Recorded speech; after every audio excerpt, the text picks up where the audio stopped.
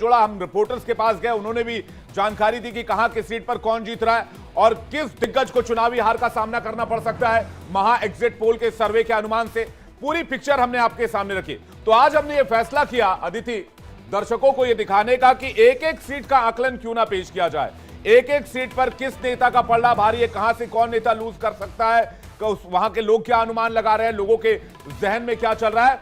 तो राजस्थान और मध्य प्रदेश को हमने चुना और आज राजस्थान की 199 और मध्य प्रदेश की 230 सीटों का एक एक सीट वाइज हम आकलन आपके सामने अगले 3 घंटे तक लगातार करने जा रहे हैं। तो कहीं मत जाइएगा, हमारे साथ बने रहिए। बिल्कुल। और विवेक, यहाँ हमें अपने दर्शकों को ये बताना चाहिए कि ऐसा पहला मौका है टीवी के इतिहास में, पहली बार ऐसा हो रहा है कि हम आपको 2 बड़े राज्यों की एक एक सीट का पूरा लेखा जोखा दे रहे हैं। हम एक एक सीट पर गए हैं, इसके लिए हमने एक बड़ी टीम को अपने न्यूज रूम में लगाया, हमारे रिपोर्टर्स फील्ड में गए ताकि हर सीट का हिसाब हम आपके सामने ला पाए। यानी कल सुबह जब बैलेट बॉक्स खुलेगा, हर सीट का जो नतीजा आएगा उससे पहले ही आपके सामने आज शाम तक पूरी तस्वीर क्लियर हो जाएगी।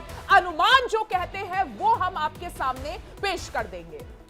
तो चलिए शुरुआत करते हैं राजस्थान से। राजस्थान के सीटों पर नजर डालते हैं और राजस्थान की सीटें अगर हम देखें तो 199 कुल सीटें हैं। शुरुआत डूंगरगढ़ से कर रहे हैं। यहां पर ताराचंद सारस्वत बीजेपी के उम्मीदवार हैं, जबकि मंगलाराम गोदारा कांग्रेस के उम्मीदवार हैं और दोनों यहां पर कड़े मुकाबले में नजर आ रहे हैं। इसके अलावा सुजानगढ़ को आप देखेंगे, संतोष मेघवाल बीजेपी से हैं तो वहीं मनोज मेघवाल जो है वो कांग्रेस से हैं, लेकिन यहां कांग्रेस का पलड़ा भारी लग रहा है, उनकी जीत की संभावना ज्यादा दिख रही है।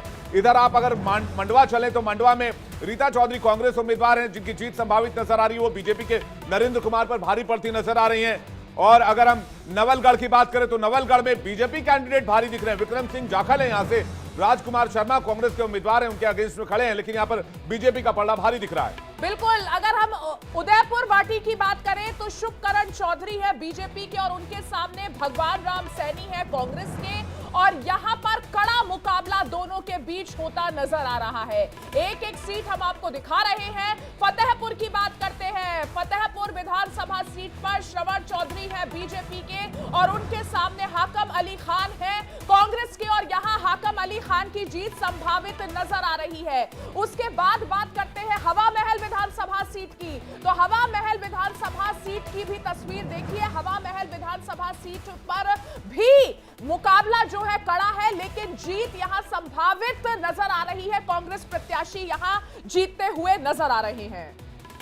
इसी तरह अगले विधानसभा की तरफ चले तो वहां पर भी आप देखिए मुकाबला हर तरफ बहुत कड़ा है। दीदी, यहां पर राजस्थान में इसलिए कहा जा रहा है कि राजस्थान में जितनी सीटें हैं वहां पर फाइट बहुत टफ है। यहां आप अगर हम किशनगढ़ विधानसभा चलिए, वहां पर जो रामहेज सिंह यादव हैं उनका मुकाबला दीपचंद खेरिया से है, और यहां पर बीजेपी कैंडिडेट जो रामहेज हैं उनका पलड़ा भारी दिख रहा है। बिल्कुल। तो एक एक सीट का हम आपको हिसाब दिखा रहे हैं अपने इस आज के स्पेशल एडिशन को जो हम लेकर आए हैं। विवेक, हमारी कोशिश ये है कि अमूमन आप अलग अलग महा एग्जिट पोल में टोटल क्या नतीजा आ सकता है, किस पार्टी का पलड़ा भारी रहेगा, किसका हल्का रहेगा, वो देखने को मिलता है। लेकिन कल हमने वीआईपी सीटों का आकलन किया, काफी तस्वीर उससे साफ हुई, और आज ये एक एक सीट का आकलन हमारे द्वारा। एक चीज तो ये पिक्चर क्लियर हो गई कल के इस सर्वे के बाद, महा एग्जिट पोल के इस सर्वे के बाद, कि जो बीजेपी का फैसला था दिग्गजों को उतारने का, उसमें उन्हें रणनीतिक एज मिलती हुई दिख रही है।